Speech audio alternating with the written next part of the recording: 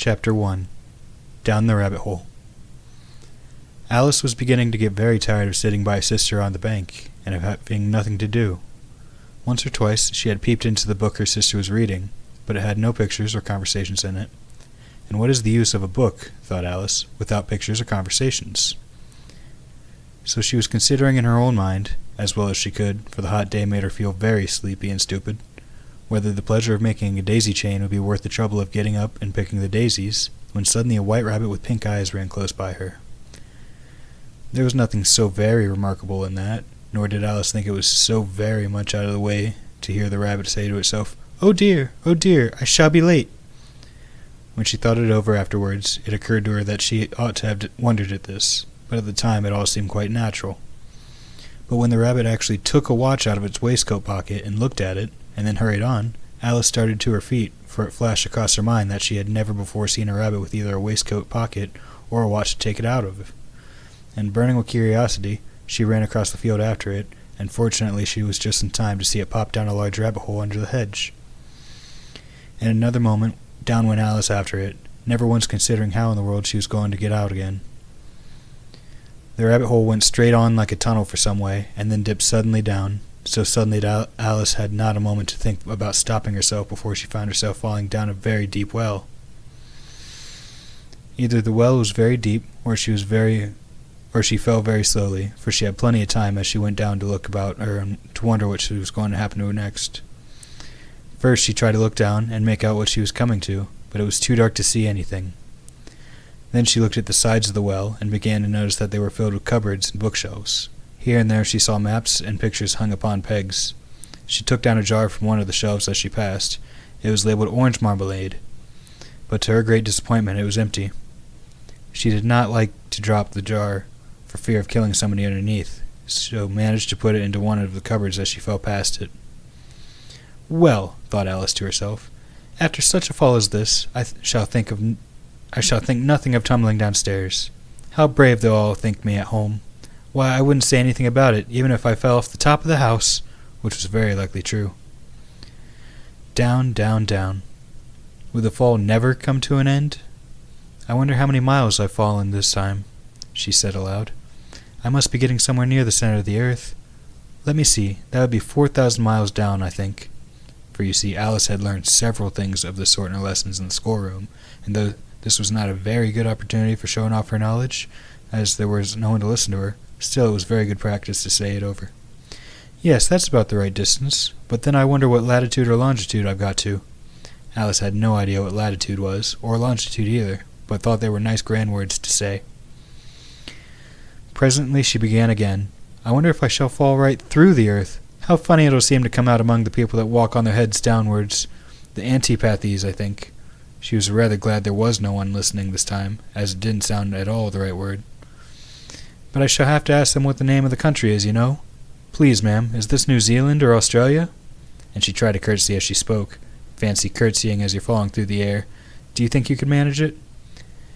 And what an ignorant little girl she'll think of me for asking. No, it'll never do to ask. Perhaps I shall see it written up somewhere. Down, down, down. There was nothing else to do, so Alice soon began talking again. Dinah will miss me very much tonight, I should think. Dinah was the cat. I hope they'll remember her saucer of milk at tea time. Dinah, my dear, I wish you were down here with me, but there are no mice in the air, I'm afraid. But you might catch a bat, and that's very like a mouse, you know. But do cats eat bats, I wonder? And here Alice began to get rather sleepy, and she went on to saying to herself in a dreamy sort of way, Do cats eat bats? Do cats eat bats? And sometimes, Do bats eat cats? For you see, as she couldn't answer either question, it didn't matter much which way she put it.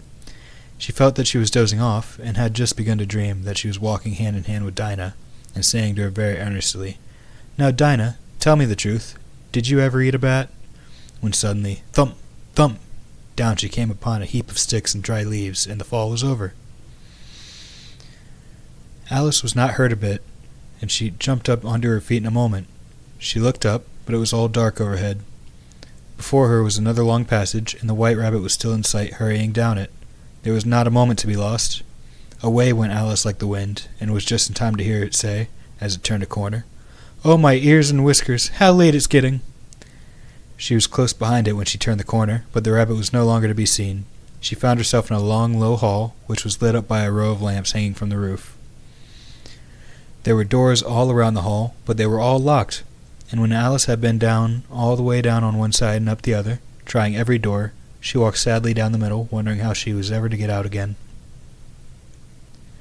Suddenly she came upon a little three-legged table, all made of solid glass. There was nothing on it except a tiny golden key, and Alice's first thought was that it might belong to one of the doors of the hall.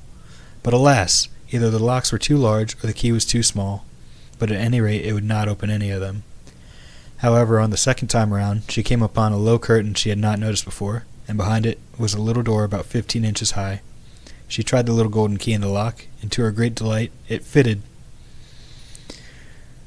Alice opened the door and found that it led into a small passage, not much larger than a rat hole.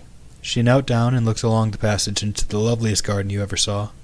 How she longed to get out of that dark hall and wander about among those beds of bright flowers and those cool fountains, but she could not even get her head through the doorway. And even if my head would go through, thought poor Alice, it would be of very little use without my shoulders.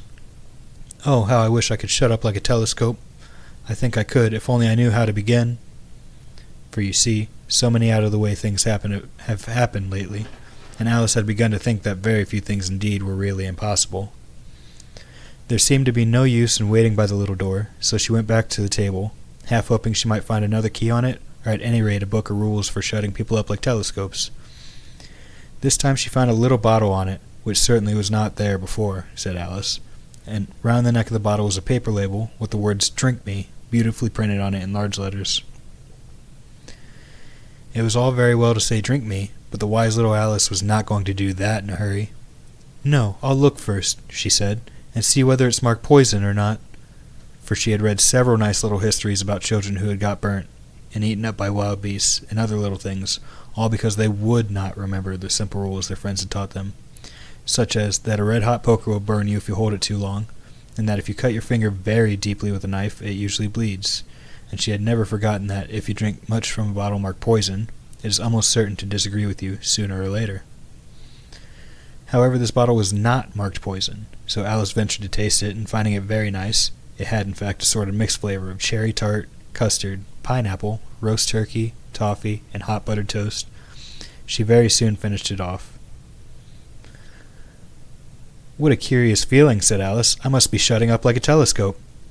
And so it was indeed. She was now only 10 inches high, and her face brightened up at the thought that she was now the right size for going through the little door into that lovely garden. First, however, she waited for a few minutes to see if she was going to shrink any further. She felt a little nervous about this. "For it might end, you know," said Alice to herself, "and my going out altogether like a candle. I wonder what I should be like then." And she tried to fancy what the flame of a candle was like after the candle was blown out, for she could not remember ever having seen such a thing. After a while, finding that nothing more happened, she decided on going into the garden at once. But alas for poor Alice! When she got to the door, she found she had forgotten the little golden key, and when she went back to the table for it, she found she could not possibly reach it. She could see it quite plainly through the glass, and she tried her best to climb up one of the legs of the table, but it was too slippery, and when she had tired herself out with trying, the poor little thing sat down and cried. "Come, there's no use in crying like that," said Alice to herself, rather sharply. "I advise you to leave off this minute." She generally gave herself very good advice, though she very seldom followed it, and sometimes she scolded herself so severely as to bring tears into her own eyes. And once she remembered trying to box her own ears for having cheated herself in a game of croquet she was playing against herself, for this curious child was very fond of pretending to be two people. "But it's no use now," thought poor Alice, "to pretend to be two people. Why, there's hardly enough of me left to make one respectable person." Soon her eye fell on a little glass box that was lying under the table. She opened it, and found in it a very small cake, on which the words "Eat Me" were beautifully marked in currants.